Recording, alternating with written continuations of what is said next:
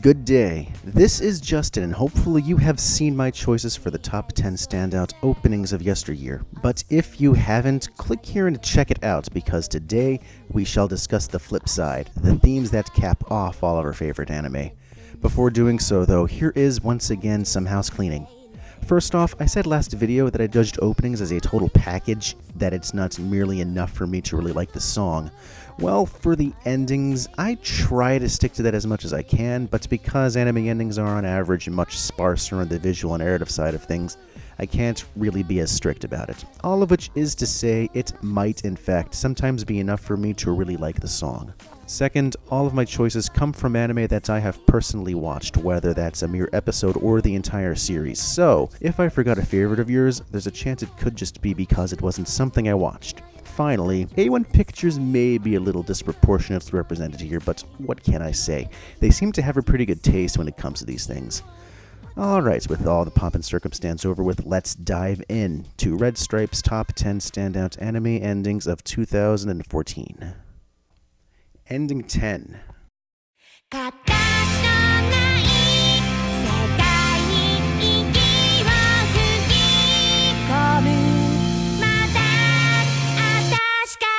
Now, I was first raised on the likes of Hanasaku Iroha, and NaNoWriMo's ending theme here for Glasslip just pales in comparison to their Hana no Iro and Omogake warp from that prior series. But a weak NaNoWriMo theme is still a NaNoWriMo theme, which means that it's still pretty good. Plus, you've got to respect the stylistic flair between the chibis, that garish version of the logo, and whatever the fuck is up with Chibi Toko doing crazy gymnastics as fireworks go on behind her. Plus, it features both chickens and chibi chickens. Overall, it's something to always look forward to at the end of each desolate episode. Ending 9.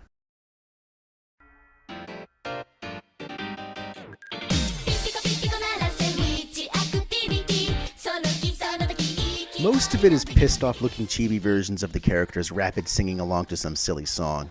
That's just plain funny. Then it was pointed out by other people that, oh yeah, by the way, they're all being put through torture devices for some random reason, which I didn't even notice at first. And it's even funnier with that realization because what the hell, why? It also features an instance of that gang of witches going all pop idol on us. Pretty intricate for an ending theme and towards the goal of comedy at that. Pretty good stuff. Ending 8.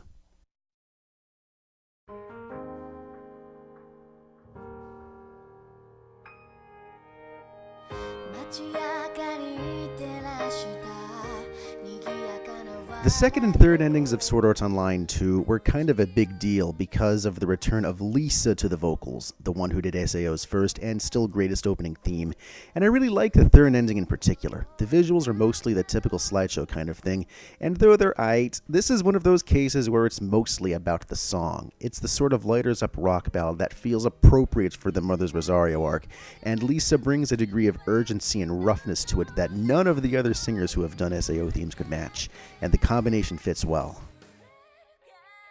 Ending 7.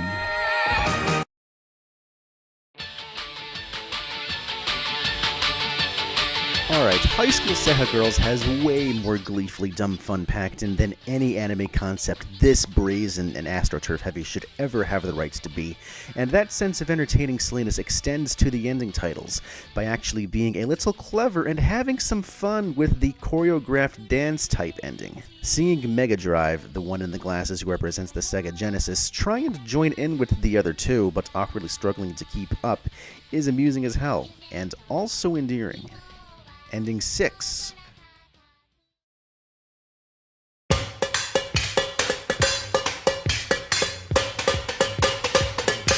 Tsunari no Seki-kun is short anime done practically perfect, and that includes its ending.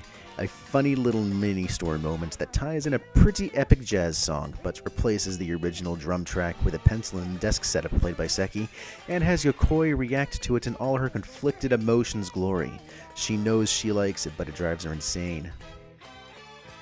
Ending 5.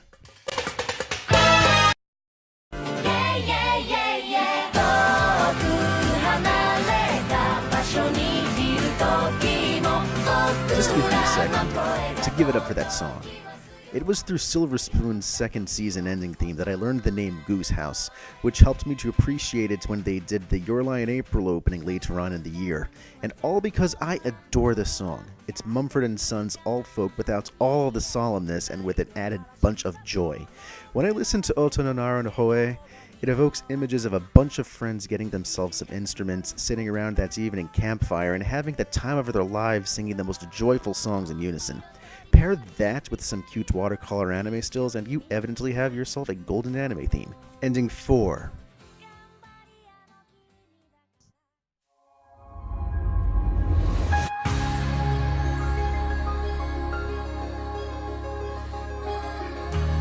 Captain Earth is so derivative, Studio Bones cannibalized a motif or two from some of their own Soul Eater endings. But the second ending is such a bright beam of wonder and positivity that I can't even care. The majesty and awe of the first few seconds with that upcoming drop song introduction combined with the neon laser lights, mecha, and radar visuals, I can't overstate it. It feels like a pure endorphin injection. It stays as colorful throughout the rest, and hey, it's a treat watching the Midsummer Nights have some simple fun together. Ending 3.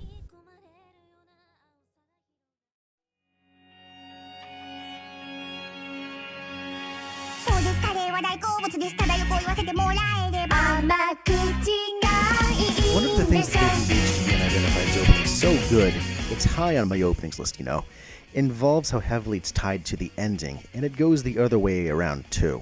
The ending wouldn't be nearly so effective if it wasn't paired with the opening. Sure, it's already good if you were to look at the bickering chibi's funniness on its own, but what raises the ending to the next level is how the song sounds like a sequel, a part 2 to the opening song, completes with a very similar song style, even outright nabbing some of the vocal melodies. It ties the opening and ending together as a unified complete package where the result is greater than the sum of its parts, and it's utterly brilliant that way. Ending 2. You had a small hand, smiling right to you, it was so natural. Enter the gorgeous impressionistic watercolor animation, and all seemingly done with different shades of sunset orange at that. It is a true beauty to look at, and it even expresses a good deal of the essence of both Naru's youthful nature and the bond of friendship that grows between her and Seishu. And as an added bonus, it's paired with an alt-rock that makes a good attempt at being just as pretty. Sight and sound complement each other very well. If all of this is as close as we'll ever get to an anime adaptation of Yotsuba, then that's fine with me. And this brings us to RedStripe's choice for the crowning jewel. I hereby present Ending 1.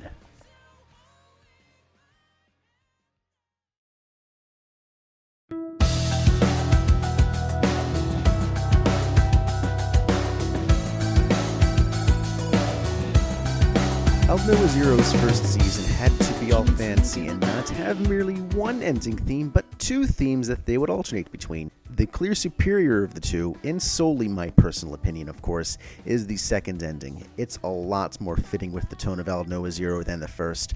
The shots of flickering cataphract equipment and the silhouetted backdrops are precisely the right kind of foreboding that this series warrants.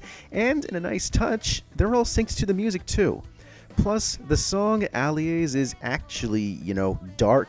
It's excellent in its own right as a piece of formidable nu metal / hard rock, and because it often fades in during the closing moments of the episode, there's a seamless transition from conclusion to episode title card to ending theme whenever it's used.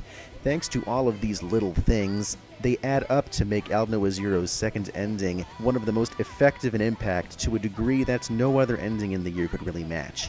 And for that, it is surely deserving of the title of Standout Anime Ending of 2014. That concludes the list. Thank you for watching. Feel free to chime in via the comments with your thoughts and maybe even your own choices for best anime endings, and watch my choices for standout openings if you've not done so already. Here's to a good year for anime and for all of the openings and endings to come. This has been Justin, now signing off.